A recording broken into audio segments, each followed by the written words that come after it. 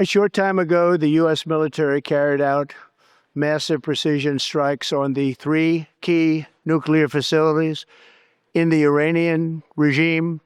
The United States just struck Iran. Where will this lead? No one knows. But what we do know is what matters most. The United States did the right thing. And the significance of this moment cannot be overstated. This isn't just a military move, it's a message.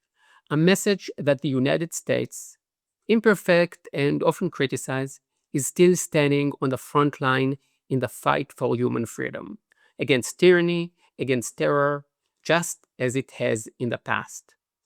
When I used to guide tours in Berlin, I used to say, you can sum up the entire 20th century of European history in just three words: God bless America.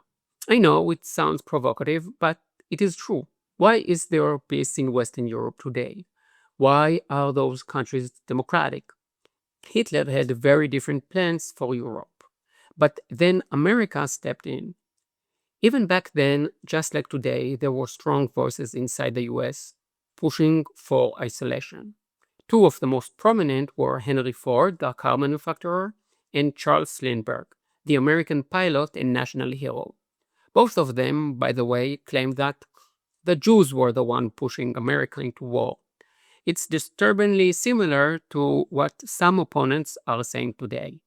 It's absolutely legitimate to debate whether or not to go to war. Of course, not everyone who opposes World War II was anti-Semitic. But I do find it fascinating that some of the loudest voices back then, 80 years ago, and some of the loudest voices today are using the same argument: Jewish power. The reason Western Europe enjoys democracy today is because the US, together with the Soviet Union, brought Nazi Germany to its knees. They forced an unconditional surrender, and the price Germany paid was enormous. 10% of its population died. 7 million Germans were killed. German cities were turned to rubble. But in historical hindsight, it was worth it. And I think most Germans today would agree. By the way, one of the reasons Nazi Germany became so strong in the 1930s was precisely because the West was trying to avoid war. The appeasement, the diplomacy, the attempts to satisfy Hitler only made him stronger.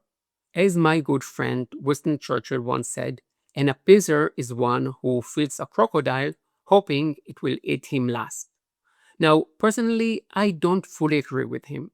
Those who supported appeasement genuinely believed that by making concessions, they would avoid another global war. But when you negotiate with evil, evil grows stronger.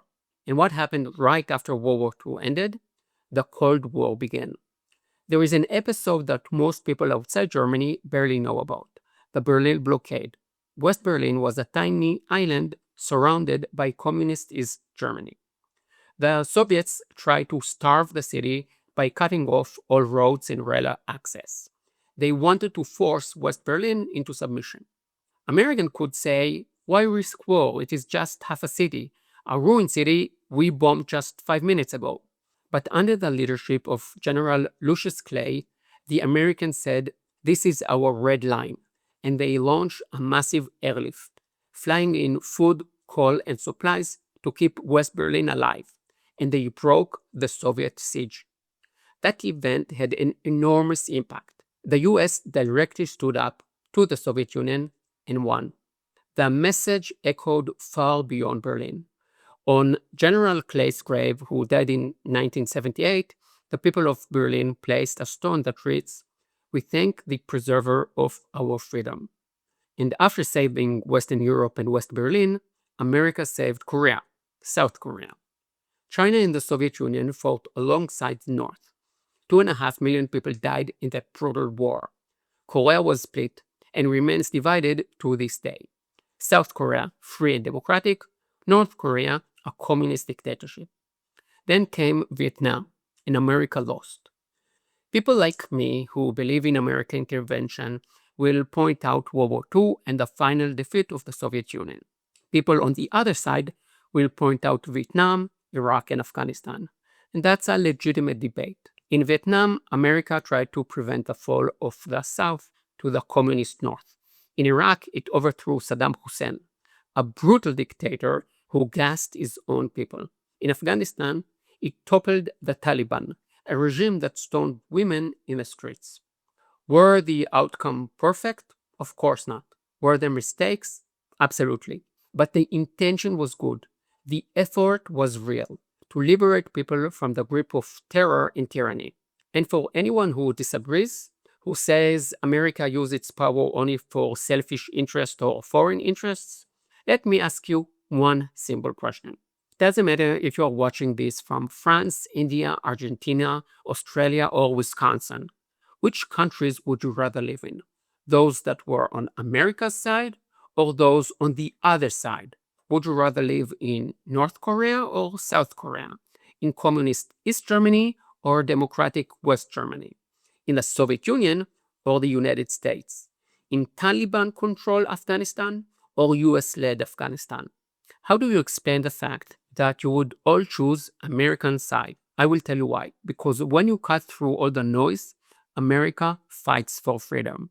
The strike against Iran was more than just an attack. It was a moral statement, part of a long, proud tradition. The Islamic Republic of Iran exports terror, funds Hamas and Hezbollah, oppresses women, persecutes minorities, and is racing towards a nuclear bomb. For years, the world looked away. Let them stall for time. Let them take more territory. Let them threaten their neighbors. But today, America spoke the only language evil understands: force. Not speeches at the UN, not soft diplomacy, not meaningless nuclear talks, but military action that says enough. The message America just sent with the strike, it wasn't only heard in Tehran, it was heard in Moscow and in Beijing. In every corner of the world where people think the West is weak, that America has lost its spine, today they were reminded America is still here. Some will say I'm exaggerating, that Iran is evil, sure, but it's not Nazi Germany or the Soviet Union.